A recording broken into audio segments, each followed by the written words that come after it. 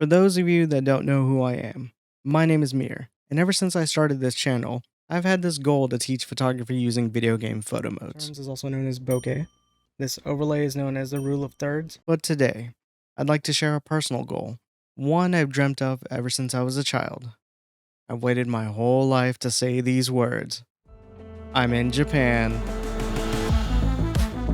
Back in 2020, my best friend and I had plans to go to Japan. We were so excited, but then 2020 happened, and we couldn't go. Now, 3 years later, Japan has opened up their borders, and I had the opportunity of a lifetime to go. This time, by myself. And well... So, good afternoon on a very beautiful day in Tokyo. It's like nice and chilly, not a cloud in sight.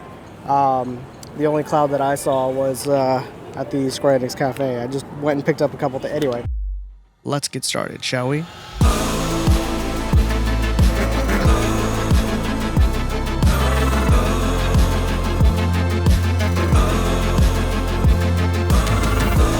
So join me on this multi-part adventure as I journey throughout Japan and explore what I can within 2 weeks. This is my dream trip to Japan, 3 years after it was canceled.